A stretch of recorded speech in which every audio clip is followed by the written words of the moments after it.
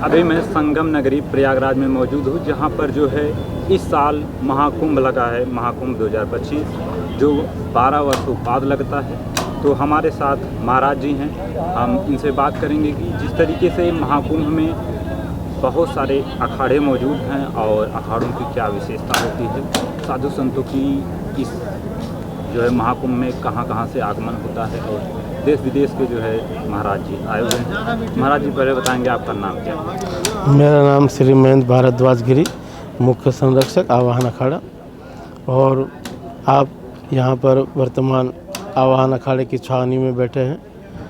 संपूर्ण भारतवर्ष से 13 अखाड़ों के महात्मा सन्यासी यहाँ कुंभ मेला में आते हैं स्नान के लिए, और कल्पवास होता है 1.5 महीने का, जो भी मेले का समय है।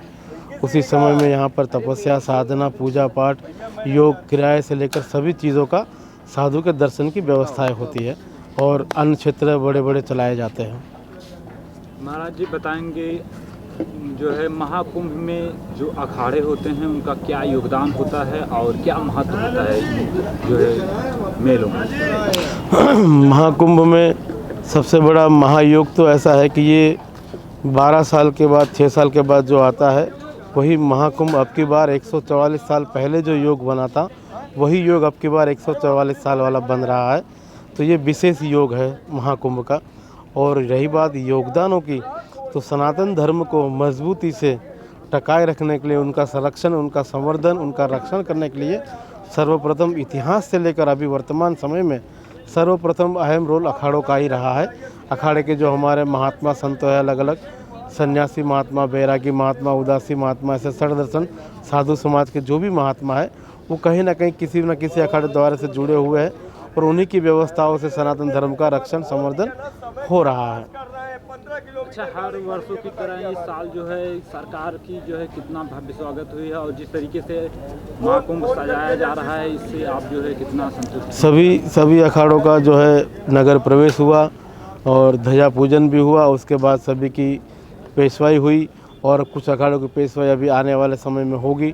तो यहाँ की स्थानीय जनता, जो प्रयागवासी लोग हैं, उन्होंने खूब हृदय से सभी संतों का, सभी अखाड़ों का फूल पुष्प विशेषता से, कहीं जल, कहीं जो है ना मिठाई, कहीं पेड़े बांट कर, मतलब संतों का, सनातन धर्म के धर्मगुरु होने के नाते क्षेत्रीय सभी प्रयागवासियों ने खूब हृदय से स्वागत किया, सम्मान किया, और तन मन धन से उनके पास जो सामर्थ्य था वो संतों की सेवा में, व्यवस्थाओं में लगवाया है। आप अखाड़ों के पेशवाई की बात की, उससे हमें एक जो है सवाल याद आता है। जिस तरह जो है पिछले दिन हम देखे और कवर कर रहे थे, अखाड़ों की पेशवाई के समय बहुत बड़ी मात्रा में वहाँ रोड पर जो है मुस्लिम समुदाय के लोग भी स्वागत कर रहे थे। तो क्या कहेंगे? क्योंकि ये कहते हैं ना, यहाँ पर सनातन मतलब इससे कोई अलग नहीं है। कुछ पीढ़ियों बाद वो भी सब एक ही हो जाते हैं, एक ही माया रहती है। तो कहने का मतलब कि वो भी देखो, हमें बताया गया है कि धर्म की जय हो, अधर्म का नाश हो। तो जो जिस संप्रदाय से जो अपना स्वधर्म में उनका सम्मान करते हैं, तो जैसे हम सम्मान करते हैं वैसे वो भी सम्मान करते हैं, दूसरे धर्म का भी, दूसरी व्यवस्था का भी। तो ये बहुत खुशी की बात है, बहुत अच्छा संदेश गया है प्रयाग से, संगम नगरी से, कि यहाँ पर जो कुछ मीडिया के द्वारा या वैसे भी लोगों के द्वारा, सोशल मीडिया द्वारा भ्रांति फैलाई जा रही है, ऐसा कोई वातावरण नहीं है। यहाँ पर जो है सब लोग साथ में रहकर सारी व्यवस्था कर रहे हैं, और सभी लोग महात्मा संतों को विशेष सम्मान दे रहे हैं।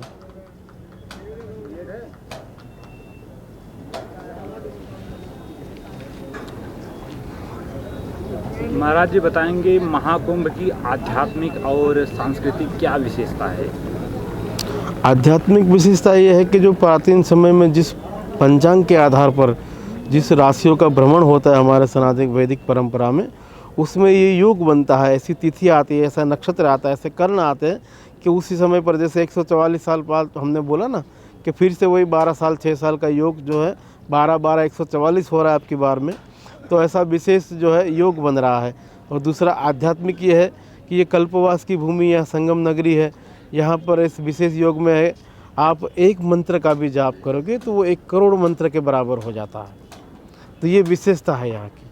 और उसी हिसाब से आप धार्मिक, आर्थिक, मानसिक, सामाजिक जिस व्यवस्था से भी जुड़े हुए हैं, आप संतों की सेवा में, व्यवस्थाओं में उनको आप समर्पित करेंगे अपने निष्ठा के साथ में, तो परमात्मा उनको 1 करोड़ गुना बना के आपको वापस करती है। महाकुंभ की शाही स्नान और धार्मिक दृष्टिकोण का क्या महत्व है? शाही स्नान में महत्व ये है कि देखो हज़ारों लोग पहले से ही रोड के दोनों तरफ जो हमारे महात्मा श्रृंगार करके भस्मी लगाकर फूल हार की मालाएं लगाकर जो अलग अलग व्यवस्थाओं से जुड़े हुए हैं, जो हमारी मर्यादाएं हैं उसमें सुशोभित होकर निकलते हैं। सबसे पहले हमारे अखाड़े के दिग्विजय निशान जो देवता है, जो उनकी जो है भाला है वो निकलते हैं। उनके साथ में हमारे वैदिक कर्मकांडी आचार्य लोग हैं जो शिला वस्त्र नहीं पहनते हैं, केवल ब्रह्मगाती बांध के निकलेंगे। उनके लिए मार्ग शुद्धि के लिए अक्षत से और गंगा जल का छिड़काव किया जाता है। और ये देवता निशान पालकी केवल 6 साल में या तो जब जब ये स्नान का योग बन रहा है तभी निकलते, उसके बाद वो एक ही जगह स्थायी हो जाते हैं। इसलिए वो प्राचीन समय की जो हम पंच पूजा करते आ रहे हैं अखाड़ों की, वही पूजा के जो मेन इष्ट देवता होते हैं, जैसे अलग अलग अखाड़े के अलग अलग इष्ट देव है, वो अपनी पालकियों में विराजमान होकर ये निकलते हैं। तो ये एक विशेष आकर्षण दर्शन का स्वरूप बन जाता है। इस महाकुंभ में देश के कोने कोने से बहुत सारे लोग आने वाले हैं, तो कितने लोगों की आने की आशा इस बार? वैसे सोशल मीडिया और इलेक्ट्रॉनिक मीडिया के माध्यम से सुना है कि भाई 25 करोड़ लोग आने की आशंका है।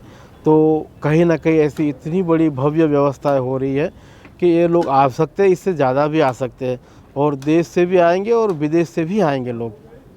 जो देश विदेश के लोग आने वाले हैं, इतनी बड़ी जनसंख्या है, इतनी बड़ी तादाद है, तो लोगों से क्या अपील करेंगे? जो लोग आएंगे, लोगों से यह अपील करेंगे कि इस कुंभ की स्वच्छता को बनाए रखें।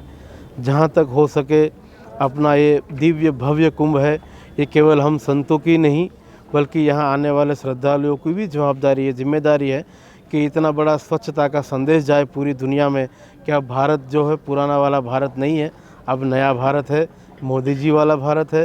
तो यहाँ पर सभी चीज़ों की बारीकी से चिंताएं की जाती है, व्यवस्था की जाती है, और एक सनातन का अब उदय हो रहा है, सनातन का युग आने वाला है, ऐसा भव्य संदेश इस कुंभ के माध्यम से जाएगा।